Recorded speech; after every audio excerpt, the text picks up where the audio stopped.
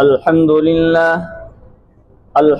لله نحمده ونستعينه ونستغفره ونؤمن به ونتوكل عليه ونعوذ بالله من شرور أنفسنا ومن سيئات أعمالنا من يهده الله فلا مضل له ومن يضلله فلا هادي له ونشهد أن لا إله إلا الله وحده لا شريك له ونشهد أن سيدنا ومولانا محمدا عبده ورسوله صلى الله تعالى عليه وعلى آله وأصحابه وسلم تسليما كثيرا كثيرا وداعيا إلى الله بإذنه وسراجا منيرا أما بعد فأعوذ بالله من الشيطان الرجيم بسم الله الرحمن الرحيم وعسى أن تكرهوا شيئا وهو خير لكم وعسى أن تحبوا شيئا وهو شر لكم صدق الله مولانا العظيم قال الله تبارك وتعالى في شان حبيبه إن الله وملائكته يصلون على النبي يا أيها الذين آمنوا صلوا عليه وسلموا تسليما اللهم صل على سيدنا محمد وعلى آل سيدنا محمد وبارك وسلم. قابل صد تکریم معزز بزرگان محترم اور عزیز ساتھیو، یہ دنیا مسلمانوں کے لیے دارالامتحان ہے، امتحان کا گھر ہے. اس دنیا میں مسلمانوں کو الگ الگ طریقے سے پرکھا جاتا ہے، آزمایا جاتا ہے، امتحان لیا جاتا ہے. اگر مصیبتوں میں مسلمان صبر سے کام لے لیتا ہے تو اللہ تبارک و تعالی آسمانی مدد اس سے فرماتے ہیں اور آسمانی مدد کا اس سے وعدہ ہے. ایک روایت میں ہے کہ اللہ تبارک و تعالی فرشتوں کو بھیجتے ہیں کہ جاؤ میرا فنا بندہ ہے، اس بندے کو جا کر کے آزماؤ، اس کو آزمائش میں مبتلا کرو. اس لیے کہ جب وہ آزمائش میں آ جاتا ہے اور اس وقت وہ روتا ہے، عاجزی کرتا ہے اور میرا نام لیتا ہے تو مجھے بڑا اچھا لگتا ہے. اگرچہ اس کے لیے یہ تھوڑی سی تکلیف ہے، پریشانی ہے، لیکن میں اس کے لیے ہمیشہ کی نعمتوں کا بندوبست کر دیتا ہوں، انتظام کر دیتا ہوں. اسی لیے علامہ رومی رحمت اللہ علیہ اپنے دل میں اپنے پروردگار سے شکایت کرتے ہیں، اے باری تعالیٰ، کیا نظام ہے تیری دنیا کا کہ فرعون پوری زندگی تیری نافرمانی میں رہا، یہاں تک کہ اس نے تو خدائیت کا دعویٰ کیا کہ میں اللہ ہوں، میں رب ہوں، پھر بھی اس کی زندگی میں کبھی سر میں درد نہیں ہوا. اور انبیاء کرام علیہم السلام تیرے نیک بندے ہیں اور دوسرے بھی تیرے نیک بندے ہیں، اولیاء، ابدال، کتب، تو ان کے اوپر تو آئے دن مصیبتیں آتی رہتی ہے. تیرے نام لینے والوں پر، تیری نافرمانی کرنے والوں پر مصیبتیں آتی ہے. اور فرعون جیسا ظالم جس نے خدائیت کا دعویٰ کیا، اس کے سر میں کبھی درد بھی نہیں ہوا. آخر کیا وجہ؟ اللہ تبارک و تعالیٰ نے علامہ رومی رحمت اللہ علیہ کے دل میں بات ڈالی، اور رومی جب انسان تکلیف میں ہوتا ہے تو وہ مجھے یاد کرتا ہے، میرا نام اس کی زبان پر آ جاتا ہے۔ میں نہیں چاہتا تھا کہ فرعون کی زبان پر میرا نام آ جائے۔ خلاصہ کلام یہ کہ اللہ تبارک و تعالیٰ کے جو نیک بندے ہوتے ہیں ان پر جو تکلیف آتی ہے اس وقت جو نام لیتا ہے اس سے اللہ خوش ہوتے ہیں۔ یہ دنیا میں جو تکلیفیں ہوتی ہیں دو قسم پر ہوتی ہیں، یا تو وہ تکلیف گناہوں کی سزا ہوتی ہے جس کو قرآن کریم نے ذکر کیا، وَلَنُذِيقَنَّهُم مِّنَ الْعَذَابِ الْأَدْنَىٰ دُونَ الْعَذَابِ الْأَكْبَرِ لَعَلَّهُمْ يَرْجِعُونَ، کہ ہم دنیا میں لوگوں کو گناہوں کی سزا کو چکھا دیتے ہیں بڑے عذاب سے پہلے، قیامت سے پہلے، جہنم سے پہلے۔ یہ اس لیے سزا دیتے ہیں کہ وہ رجوع کر لیں، توبہ کر لیں، اپنے پروردگار کی طرف آ جائیں۔ اور ایک قسم کی تکلیفیں دنیا میں وہ ہوتی ہیں کہ اللہ تبارک و تعالیٰ اس کے ذریعے گناہوں کو معاف کر دیتے ہیں اور اس کے درجات کو بلند فرما دیتے ہیں۔ اب آپ پتہ کیسے لگائیں گے کہ یہ تکلیف گناہوں کی وجہ سے ہے یا یہ تکلیف ترقی درجات کے لیے ہے؟ اس کا اندازہ آدمی کیسے لگائے گا؟ تو کہا کہ جس تکلیف کے بعد بندے کی زبان پر اللہ تبارک و تعالیٰ کے شکوہ اور شکایت نہیں آتی، بلکہ وہ راضی رہتا ہے کہ میرا رب جس حالت میں مجھے رکھے وہ مجھے منظور ہے، وہ دعا بھی کرتا ہے، مسجد جانا بھی نہیں چھوڑتا، درود شریف، استغفار اور تمام ذکروں کا ورد بھی باقی رکھتا ہے، قرآن کی تلاوت بھی کرتا رہتا ہے، تو یہ تکلیف اس کے لیے رحمت اور ترقی درجات کا ذریعہ ہے۔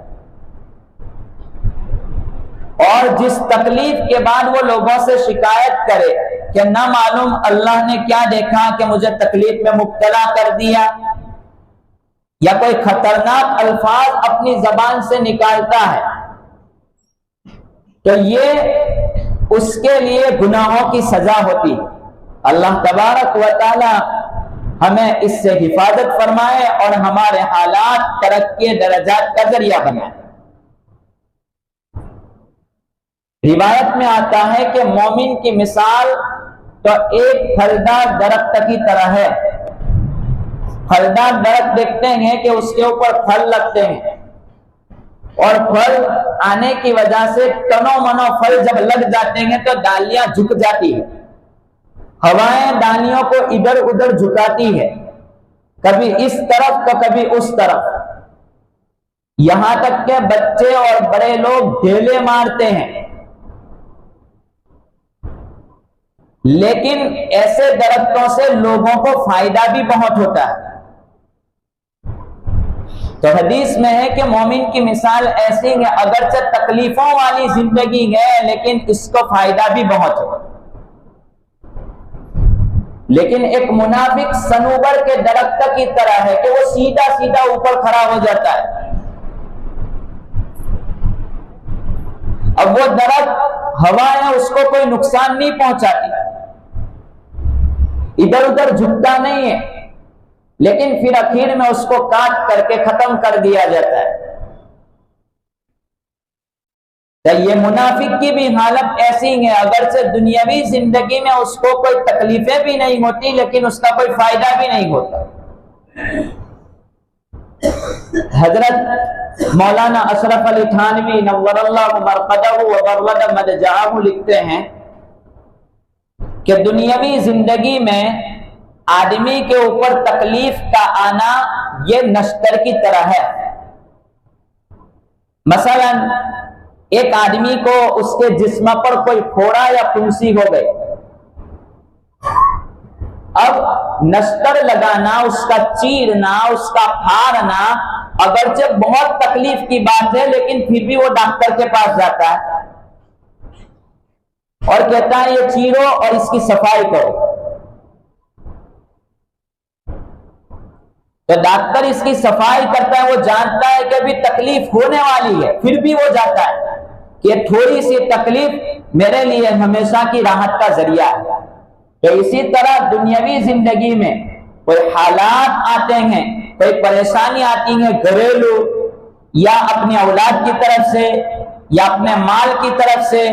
یا کسی غیروں کی طرف سے کوئی بھی تکلیف آتی ہے، ایسے وقت میں وہ ہمیشہ کے لیے راحت کا ذریعہ اور راحت کا سامان بن جاتا ہے۔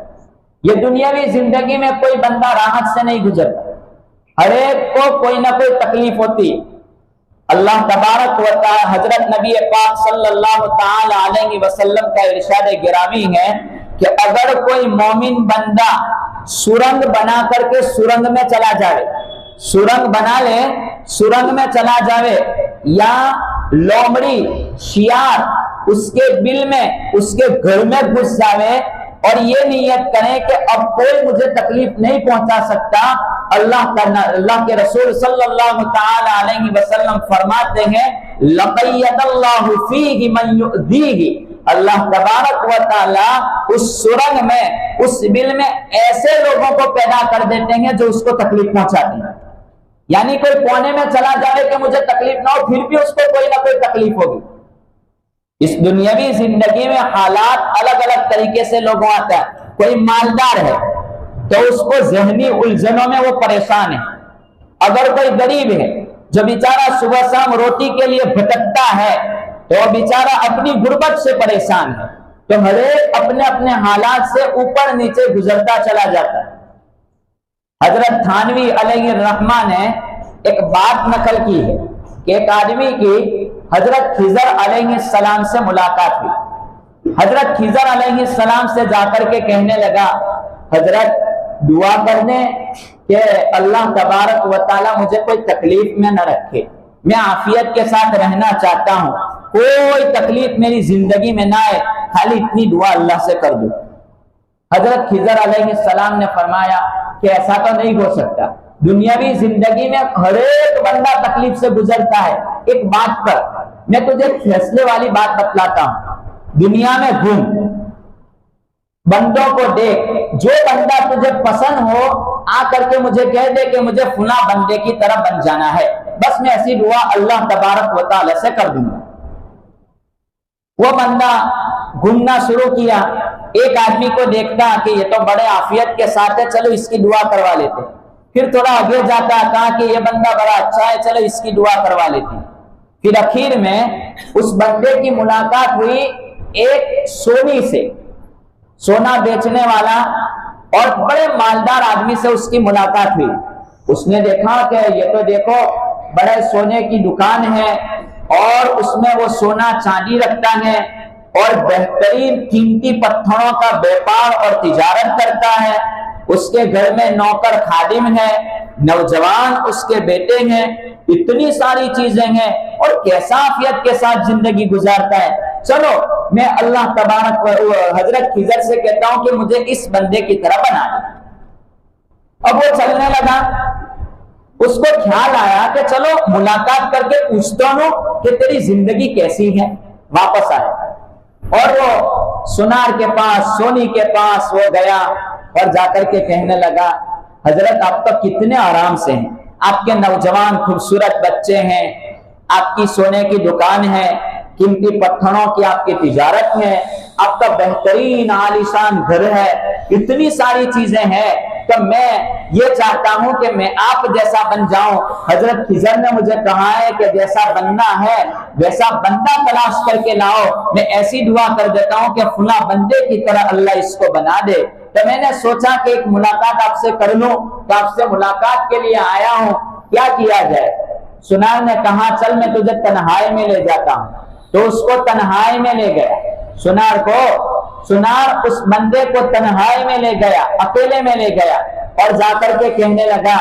میری بات سن، تو میری طرح بننے کی بات کرتا ہے، یہ بیٹے خوبصورت تجھے نظر آتے ہیں نا، وہ میری بد چلن عورت ہے، میرے بیٹے میرے نہیں ہیں، کسی اور کے بیٹے ہیں، اگرچہ میرے پاس اتنے سارے روپے ہیں، اتنی ساری مقدار میں میرے پاس سب کچھ ہے، لیکن میں ہر وقت، ہر دن، ہر لمحہ اسی میں گزار دیتا ہوں پریشانی میں، کہ پھر بھی یہ بیٹے مجھے سنبھالنے کے، یہ چیزوں کو مجھے سنبھالنے کا، حالانکہ یہ میرا کچھ بھی نہیں ہے، بس کہنے کا ہے، ورنہ میری پریشانی تو سمجھ نہیں سکتا، مجھ سے زیادہ پوری دنیا اچھی ہے، میں سب سے زیادہ تکلیف میں ہوں۔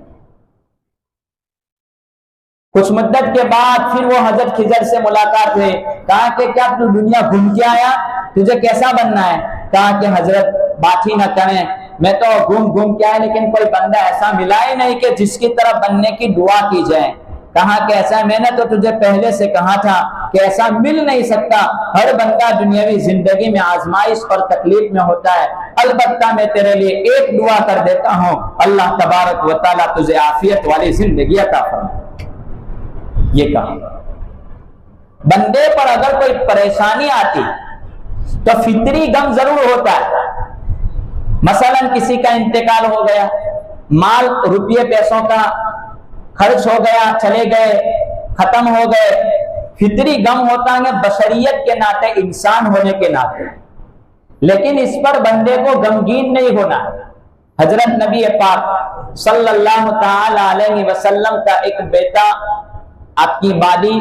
حضرت ماریہ قبطیہ سے ایک بیٹا پیدا ہوا جن کا نام ابراہیم رضی اللہ تعالی عنہ تھا۔ تو بیٹا 16-17 مہینے کا ہو چکا ابراہیم، اب کچھ طبیعت خراب ہوئی، بیمار ہوا وہ بیٹا۔ حضرت نبی پاک صلی اللہ علیہ وسلم بیٹے کے پاس گئے خبر کرنے کے لیے کہ میرے بیٹے کی حالت کیسی ہے۔ جب وہاں پہنچے تو دیکھا کہ بیٹے پر بخار بڑا تیز ہے۔ حضرت نبی پاک صلی اللہ علیہ وسلم نے بیٹے کو گود میں اٹھایا، اور گود میں اٹھانے کے بعد اس کو بوسا دیا، اپنے بیٹے کو بوسا دیا، بوسا دیا نے اس کے بعد بیٹے کا انتقال ہو گیا۔ حضرت نبی پاک صلی اللہ علیہ وسلم کی آنکھوں سے آنسو جاری ہو گئے، آنسو بہنے لگے۔ اب آنسو بہنے لگے، ایک صحابی رضی اللہ تعالیٰ عنہ نے حضرت نبی پاک صلی اللہ علیہ وسلم سے فرمایا، او اللہ کے رسول، آپ کو کہتے تھے کہ غم کرنے کا نہیں، نہ آپ کی آنکھوں سے تو آنسو جاری ہے، یہ کیسی بات آپ کرتے ہیں؟ حضرت نبی پاک صلی اللہ تعالی علیہ وسلم نے فرمایا،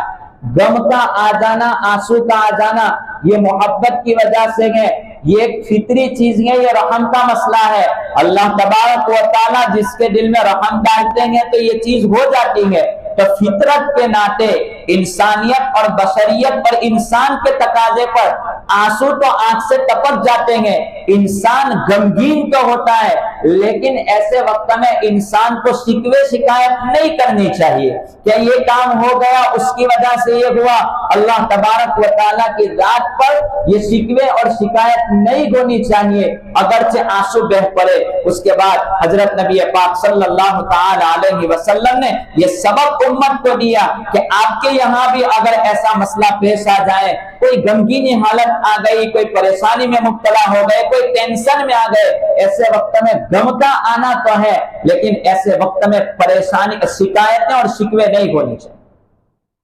کل قیامت کے دن اللہ تبارک و تعالیٰ کے یہاں دربار جب پیش ہوگا تو ایسے وقت میں ایک سخی بھی ہوگا، ایک شہید بھی ہوگا، ان کو ان کا اجر مل جائے گا، لیکن ایک بندہ ایسا ہوگا اس میں کہ اللہ تبارک و تعالیٰ اس کو بہت بڑا اجر دیتے رہیں گے۔ لوگ تمنا کریں گے کہ اتنا سارا اجر اللہ تبارک و تعالیٰ اس کو کیوں دے جا رہے ہیں؟ کہا کہ شہید سے بھی بڑھ کر، ایک سخی سے بھی بڑھ کر اتنا بڑا اجر کیوں دے رہے ہیں؟ تو کہا جائے گا کہ دنیاوی زندگی میں اس کو تکلیفیں پہنچتی رہتی تھی، کبھی بیماری آتی تھی، کبھی اپنے بیٹوں کی طرف سے، کبھی کسی کے انتقال پر، ان تمام حالات پر یہ صبر سے کام لیتا تھا، تو اللہ تبارک و تعالیٰ نے اس کو اتنا بڑا اجر دیا ہے۔ روایتوں میں آتا ہے کہ اس وقت لوگ جب اس کے اجر کو دیکھیں گے تو اس کے اجر کو دیکھتے ہوئے لوگ کہیں گے کاش کے دنیاوی زندگی میں ہمارے جسم کے انگوں کو اللہ تبارک و تعالیٰ کینچی سے کاٹ دیتے اور کینچی سے کاٹنے کے ذریعے تکلیف پہنچتی تو اس کو بھی برداشت کر لیتے۔ آج تو میرا رب کتنا بڑا اجر دے رہا ہے اس تکلیف کی وجہ سے۔ تو دنیاوی زندگی میں مومن پر حالات آتے ہی رہتے ہیں، منافق ایسا ہے کہ جس پر حالات نہیں آتے، تو ان تکلیف پر اللہ تبارک و تعالیٰ کی طرف سے نعمتوں کی بارش برستی۔ حضرت تھانوی علیہ الرحمہ نے ایک بات نقل کی ہے کہ دو آدمی مرنے کے قریب تھے، دونوں کا انتقال کا وقت قریب تھا، ایک یہودی تھا ایک مسلمان تھا۔ یہودی جو تھا اس کو مچھلی کھانے کی تمنا ہوئی اور ایک مسلمان جو تھا اس کو زیتون کا تیل کی تمنا ہوئی۔ اللہ تبارک و تعالیٰ نے دو فرشتوں کو بھیجا، ایک فرشتے کو بھیج کر کے کہا کہ مسلمان کہ اس کی الماری میں زیتون کا تیل ہے، وہ تیل جا کر کے تو پھینک دے، اس کو نہیں دینا ہے۔ اب دوسرا ایک مومن ایک یہودی تھا، اس فرشتے کو بھیجا کہ جا تو فلاں یہودی مرنے کے قریب ہے، اس کی مچھلی کھانے کی تمنا ہے، اس کے تالاب میں ایک مچھلی سمندر سے لا کر کے ڈال دے کہ وہ مچھلی کھا لے۔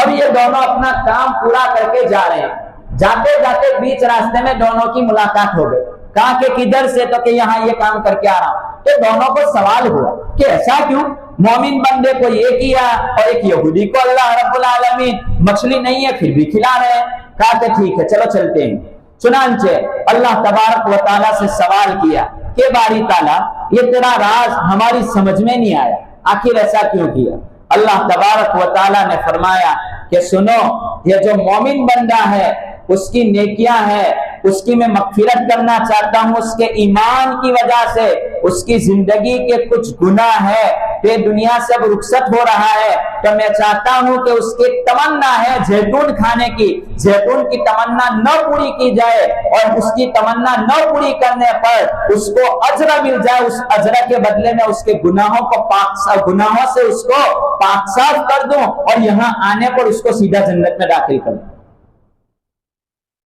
اور رہی بات یہودی کی، وہ بڑا نیک بندہ تھا، ایمان نہیں تھا اس کے پاس، لوگوں کی خدمتیں کیا کرتا تھا، اچھے کام کیا کرتا تھا، تو اس کے سارے کاموں کا بدلہ تو میں دے چکا، لیکن اب ایک کام اس نے اچھا کیا تو اس کا بدلہ باقی ہے اور موت کا وقت قریب ہے۔ آخرت میں تو کافروں کے لیے، اللہ کو نہ ماننے والوں کے لیے بدلہ ہی نہیں ہے، تو اب اس کا بدلہ مجھے دنیا میں چکانا ہے، تو اس بدلے کو چکانے کے لیے میں نے یہ انتظام کیا کہ مچھلی اس کے تالاب میں لا کر کے رکھ دی تاکہ اس کی اس مانگ پر مچھلی مل گئی، تاکہ اس کے نیک عمل کا بدلہ دنیا میں ختم ہو جائے اور آخرت میں کوئی حصہ اس کا باقی نہ رہے۔ خلاصہ کلام یہ کہ اللہ تبارک و تعالی مومن بندوں کو دنیا میں مصیبتوں سے گزارتے رہتے ہیں۔ ہر ایک کی تکلیفیں الگ الگ ہوتی ہیں، غریب کی تکلیف الگ ہوتی ہے، مالدار کی تکلیف الگ ہوتی ہے، کہ اس سے آدمی شکوے اور شکایت نہ کریں بلکہ اللہ تبارک و تعالیٰ سے رجوع کریں، یہ آخرت میں اس کے لیے بہت بڑے اجر کا ذریعہ اور بہت بڑا سامان ہے۔ حضرت ام سلمہ رضی اللہ تعالی عنہا، وہ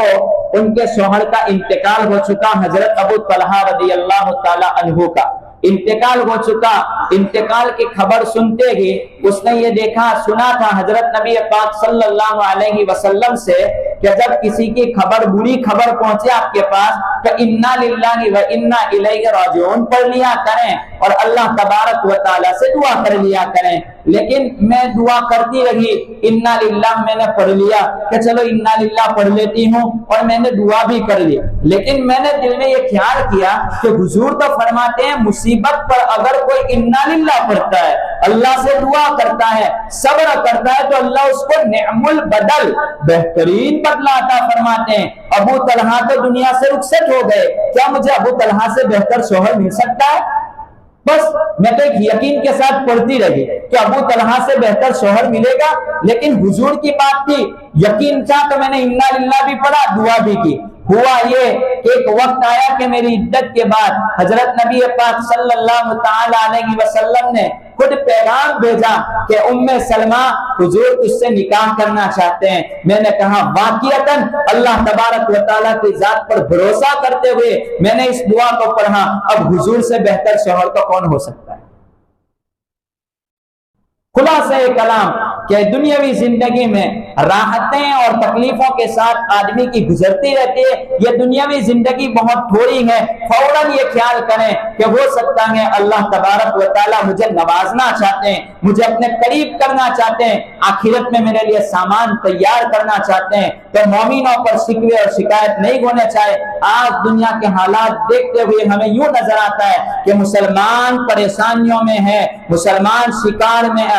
मुसलमान फितनों का शिकार है, हालात से गुजर रहे हैं। बस कुछ नहीं, अल्लाह तबारक व तआला से दुआ करें, अपनी मस्जिदों को आबाद करें, कुरान करीम की सब रोज तिलावत करते रहें और अल्लाह से कहें कि अल्लाह बस तू ही हमारा पालनहार है। लेकिन तकलीफ मांगना नहीं है, तकलीफ मांगना नहीं है कि अल्लाह मैं इम्तिहान के लिए तैयार हूं, मुझे तकलीफ दे। इसलिए उलमा ने लिखा है कि साबिर नाम रख नहीं सकते। साबिर का मतलब होता है सब्र करने वाला। तो साबिर नाम रखने का पीछे वजह ये है कि अगर कोई साबिर नाम रखता है तो ये कि अल्लाह मैं सब्र करने वाला हूं, कोई मर्द नहीं तो तकलीफ पहुंचा दे मैं सब्र कर लूंगा। इसलिए उलमा ने लिखा है कि साबिर नाम नहीं रख सकते। तो मांगना नहीं है तकलीफ। एक बुजुर्ग थे, उन्होंने कहा कि अल्लाह मैं तेरा बंदा हूं, अगर कोई तकलीफ आ जाती है तो मुझे कोई परेशानी नहीं है, कोई भी इम्तिहान में तुझे मुझे मुब्तला कर सकता है। अल्लाह तबारक व तआला ने उसके पेशाब को रोक दिया,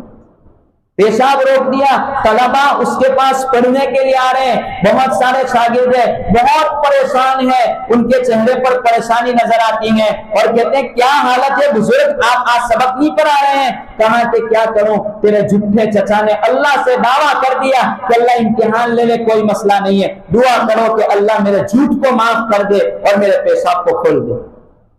तो तकलीफ मांगना नहीं है, अगर आ जाए तो अल्लाह की रजामंदी से उसको कबूल कर, अल्लाह की रजामंदी समझते हुए उस पर राजी रहे और अल्लाह तबारक व तआला से दुआ करें कि अल्लाह बस तू ही मेरा मालिक है, तू मुझे जिस हालत में रखे मैं खुश हूं, लेकिन तू मुझे परेशान और तू मुझे इस हालत में न रख के मैं तेरी शिकायतें लोगों के सामने करता रहूं, इससे मेरी हिफाजत फरमा। अल्लाह तबारक व तआला इन बातों पर हमें अमल पैरा होने की तौफीक अता फरमाए। आमीन व आखिर दावाना अनिल हम्दुलिल्लाहि रब्बिल आलमीन।